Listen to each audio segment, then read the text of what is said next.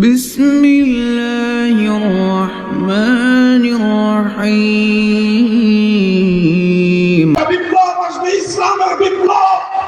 আল্লাহর কসম খেয়ে বলি, ইসলামের বিপ্লব আসবে। সে বিপ্লব রুখে দেওয়ার সাক্ষ্য পৃথিবীর কোন শক্তি হবে না। সে বিপ্লব যখন আসবে, দিল্লির লাল কেল্লায় কালেমার পতাকা উড়বে,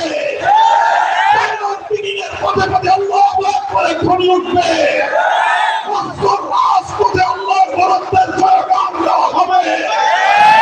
সেই স্বয়ং ওয়াশিংটনের মাথার উপর লা ইলাহা ইল্লাল্লাহ পতাকা উঠবে, ইসরায়েলের পতন ঘটবে, মুজাহিদিনদের হাতে কালেমার ঝান্ডা উঠবে।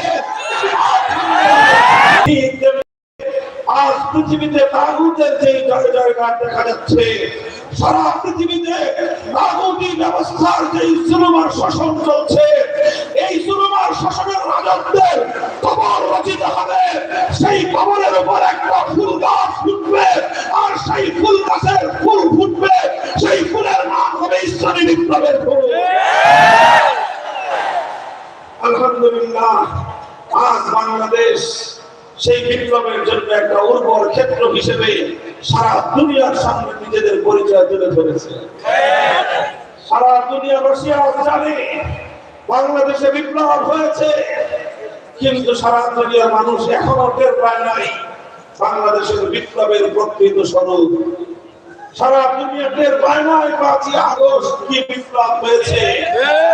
অনেকে শুধু মনে করে এটা শুধুমাত্র ছাত্রদের কোটা বিরোধী বিপ্লব, অনেকে মনে করে এটা শুধুমাত্র জুলুমের বিরুদ্ধে, অন্যায়ের বিরুদ্ধে প্রতিবাদী মানুষের বিপ্লব, অনেকে মনে করে এই বিপ্লব ছিল শুধুমাত্র বৈষম্যহীন সমাজ গড়বার বিপ্লব। কিন্তু আমি দেখেছি এই বিপ্লবের মধ্য দিয়ে বাংলার তরুণ ছাত্র সমাজ, এদেশের মাদ্রাসা, স্কুল, কলেজ, ইউনিভার্সিটির মাদ্রাসার প্রতিটি ছাত্রের হৃদয়ের গভীরে একটা স্বপ্ন লালিত হচ্ছে। সে স্বপ্ন হলো সোনার মদিনার ইসলাম কায়েমের স্বপ্ন।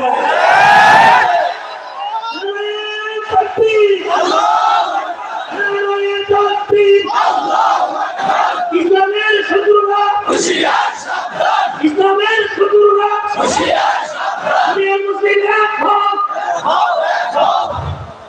মুহতারাম হাজিরিন, কথা দীর্ঘ বলব না।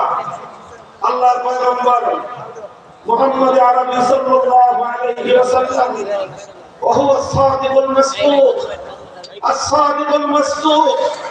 আসমান পায়ের নিচে আসতে পারে, জমিন মাথার উপরে উঠতে পারে, সূর্য পশ্চিম দিগন্তে উদিত হতে পারে, পূর্ব দিগন্তে অস্তমিত হতে পারে, আমার নবীর দুই ঠোঁট দিয়ে উচ্চারিত কোনো কথা মিথ্যা হতে পারে না।